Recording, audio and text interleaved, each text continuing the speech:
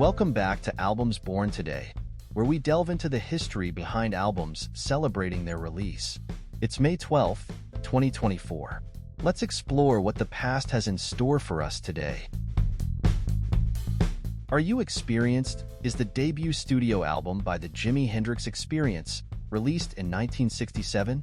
In the mid-1960s, Jimi Hendrix emerged as a dynamic and electrifying presence in the music scene, first gaining attention in New York City's Greenwich Village before relocating to London, where he formed the Jimi Hendrix Experience with bassist Noel Redding and drummer Mitch Mitchell. The recording of Are You Experienced took place in several sessions between October 1966 and April 1967 at Olympic Studios in London, with producer Chas Chandler, best known as the bassist for the Annals. The album showcases Hendrix's innovative guitar playing, combining elements of blues, rock, R&B, and psychedelia into a sound that was entirely his own. One of the defining characteristics of Are You Experienced is its use of groundbreaking studio techniques and effects, including feedback, distortion, and studio manipulation, which gave the album a psychedelic and experimental quality.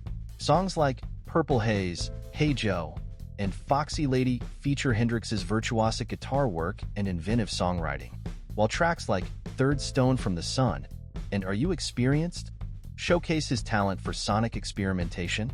Lyrically, Are You Experienced explores themes of love, freedom, and self-discovery, with Hendrix's evocative lyrics and impassioned vocals adding depth and resonance to the music. Upon its release in May 1967, Are You Experienced received widespread critical acclaim and commercial success, reaching the top 10 on the charts in several countries. The album helped to establish Hendrix as a major force in rock music and became a touchstone for the burgeoning psychedelic rock movement of the late 1960s.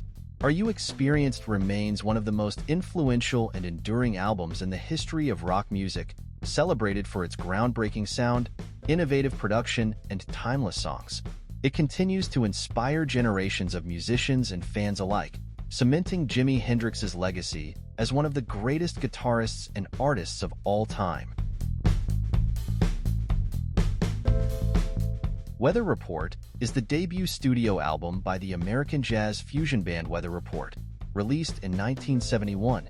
Weather Report was formed in 1970 by two virtuoso musicians, keyboardist Joe Zawinul and saxophonist Wayne Shorter. Both had previously played with Miles Davis, a pioneer of jazz fusion, and brought their innovative spirit and musical vision to the new band. The lineup was rounded out by bassist Miroslav Vidas, drummer Alphonse Mouzon, and percussionist Airto Moreira, though this lineup would change over the years.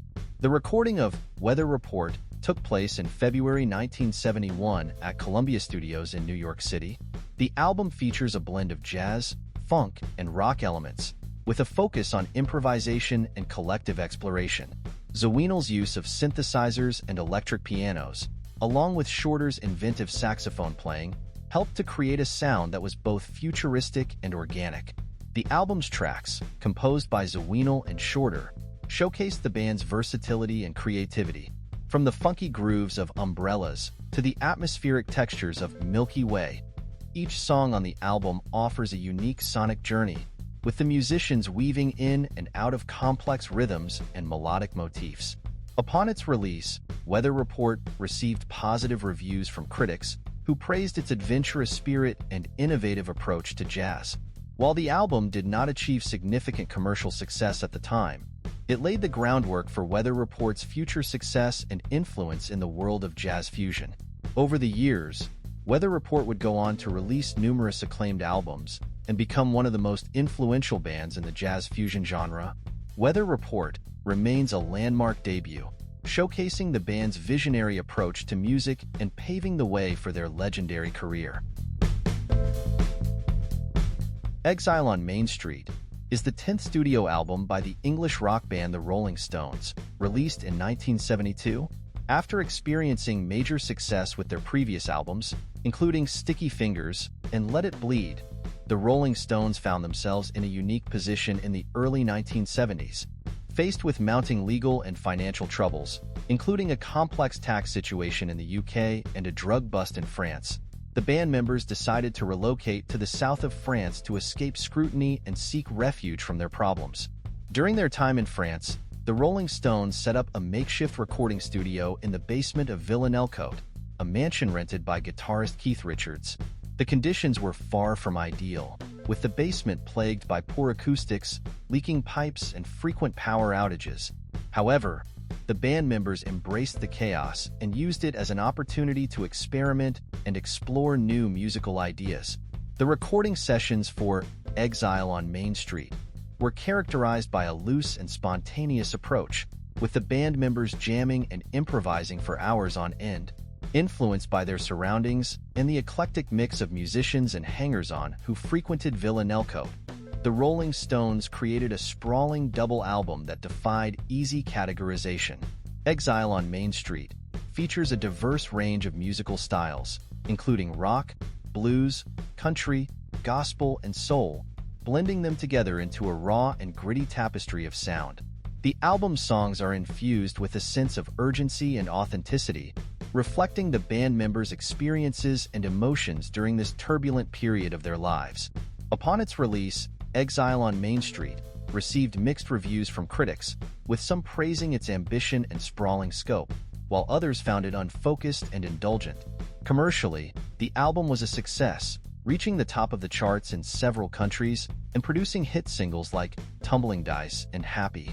Over the years, Exile on Main Street has come to be regarded as one of the Rolling Stones' greatest achievements and a landmark in the history of rock music. Its raw energy, adventurous spirit, and timeless appeal have cemented its status as a classic, beloved by fans and critics alike. Black and White is the third studio album by the English rock band The Stranglers, released in 1978. Formed in 1974 in Guildford, Surrey, The Stranglers initially gained attention as part of the burgeoning punk rock scene in the UK. However, their music quickly transcended the confines of punk, incorporating elements of rock, pop, and reggae, and earning them a reputation for their dark and edgy sound. The recording of Black and White took place in 1978 at TW Studios in Fulham, London, with production handled by Martin Rushent. The album showcases the Stranglers' eclectic musical influences and experimental tendencies, with songs ranging from aggressive punk rock to moody ballads to dub-infused reggae. One of the defining characteristics of Black and White is its use of innovative instrumentation and production techniques, including synthesizers, electronic effects, and unconventional song structures. Tracks like Tank and Twaller on the Sea feature complex arrangements and intricate rhythms, while Nice and Sleazy and Hanging Around showcase the band's trademark blend of aggression and melody. Lyrically, Black and White explores themes of alienation, disillusionment, and social commentary, with the Stranglers offering a cynical and often satirical perspective on the world around them. The album's title reflects its stark and monochromatic aesthetic, as well as its exploration of the darker aspects of human nature. Upon its release, Black and White received positive reviews from critics who praised its musical sophistication and lyrical depth. Commercially, the album was a success, reaching the top 10 on the UK Albums Chart and spawning several hit singles, including Nice and Sleazy and Walk On By. Black and White remains one of the Stranglers' most acclaimed and influential albums, celebrated for its adventurous spirit, innovative sound, and timeless appeal. It continues to be regarded as a classic of the punk and new wave genres, inspiring generations of musicians and fans alike. Thanks for tuning in. If you enjoyed this video, don't forget to hit that like button and subscribe for more content. Feel free to leave your thoughts and suggestions in the comments below. Keep the music alive, and we'll see you in the next video.